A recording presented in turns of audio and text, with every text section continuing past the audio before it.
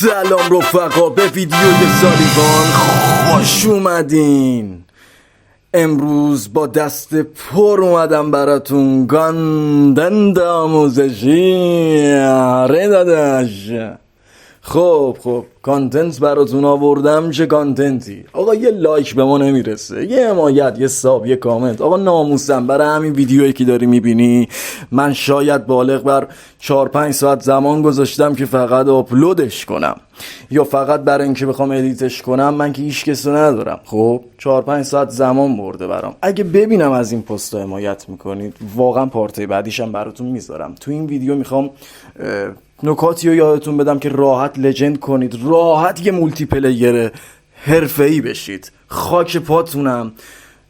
به توضیحات من گوش کنید و حتما به کارتون میاد. تو دلیای من مرسی بابت حمایتاتون، عشقی که به من میدید.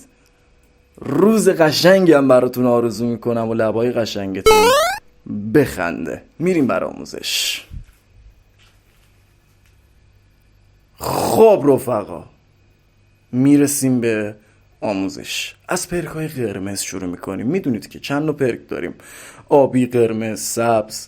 و این نوع پرکا تو بازی واقعا کارایی دارن و بازی رو برای ما آسان تر میکنن.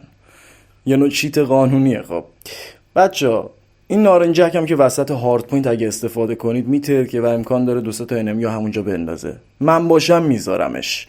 و ریستوک هم که کوکتل مولوتوف و اینجور چیزاتون رو هر چند ثانیه یه بار 20-30 ثانیه یه بار ریچارجش میکنه. پین پوینت هم برای کساییه که ایم ضعیفی دارن و باعث میشه ایمتون قوی تر بشه و دور انمی رو براتون قرمزش بکنه.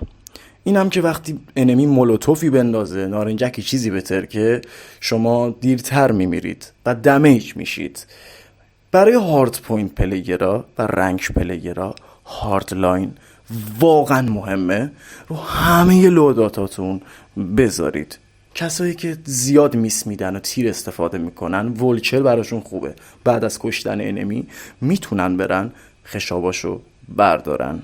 و پرک سبز کولد بلودد من باشم اینو میذارم، چون سنتریگان و چیزایی که خلاصه انمی یو ای وی فکر کنم باشه استفاده میکنه، تو رو شناسایی نمیکنه و تو رو نمیزنن. کولد بلودد رو حتما استفاده کنید به نظر من و خیلی واجبه، چون میدونید رنگ مکان کثیفیه.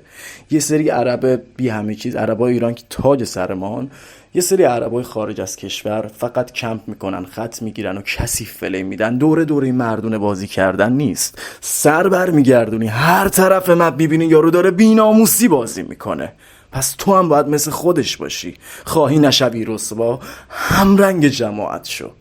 این نصیحت برادرانه من به شماست. از سگ استفاده کنید تو هارد پوینت، خیلی بهتون کمک میکنه.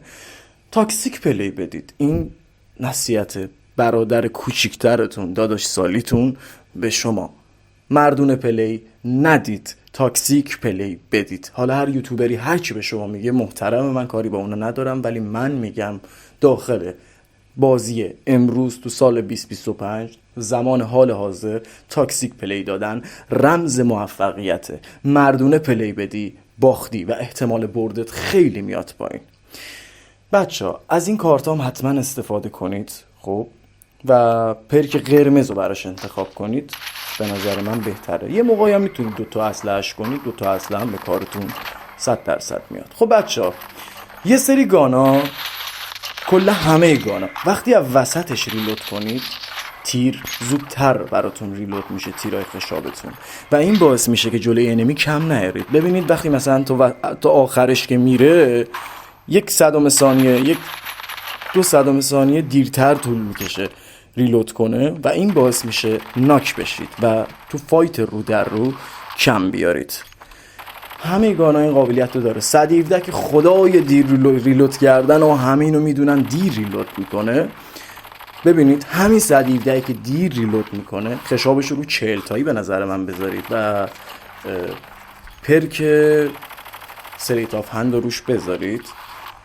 خود به خود ببینید از وسطش وقتی ریلود میکنی چقدر زود عوض میکنه. فقط نگاه کن. حالا وقتی از آخرش ریلود کنی اشکتو در میاره و توی فایت رو در رو بی برو برگرد ناک میشید اگه موومنت خوب نزنید. اینم USS 9 یوزی هم به همین شکله. اگه از وسطش ریلود بکنید براتون راحت تره مسلماً. و یوزی قابلیتی هم که داره چون سبکه، اگرم دیر ریلود کنه با موومنت هایی که میزنید، حالا نوع اتچمنتت هم خیلی مهمه عزیز من، میتونه راحت ریلود کنه و کارت راحت کنه. بچه ها گراو من متیکشو دارم ولی یه قسمت ازش رو براتون میذارم. خب میخوام با معمولیش براتون پلی بدم تا اون حس براتون تداعی بشه، اون حس براتون ایجاد بشه که راحت تر درک بکنید این قضیه رو. خب بچه ها گراوی اتچمنت براتون دارم، لیزر میکنه از این بر مپ اون بر مپ رو لیزر میکنه. از هر فاصله‌ای بزنی به صورت خیلی سوسکی میتونی انمیا رو لیزر بکنی. فقط اتچمنت رو ببین، یعنی ببین برگات میریزه، پشمات کز میخوره. حرفی ندارم برای گفتم، فقط ببین نگاه کن فقط ببین، عشق کن. این اتچمنت رو ببین بچه ها. هر کی این اتچمنت خواست من ببینم لایک های ویدیو بالا رفته، کامنت هاش زیاد شده، حمایت میکنید، کلی براتون اتچمنت های اینجوری خفن میذارم. این اتچمنت ها رو خودم میشینم ساعت ها تو زمین تمرین باشون برمیرم تا یه چیز خوب براتون در بیارم. به هر سیزن براتون اتچمنت های اون سیزن رو میذارم از این به بعد. و بچه حمایت هم کنید، مسیر سختیه واقعا. من توی این مسیر هیچ کس جز شماها ندارم، تنها امیدم شماهایید و با شماهاست که من انرژی میگیرم. اینو بدونید خیلی دوستتون دارم تو دلیای من، همین که باعث میشید من همیشه 2 قدم جلوترمو ببینم. این برام واقعا یک مزیته و اینو مدیون به شما که باعث تغییر من شدید، تغییرات مثبت من شدید. بچه حمایت کنید، خیلی دوستتون دارم. لایک و کامنت و سابسکرایب یادتون نره عشقای من.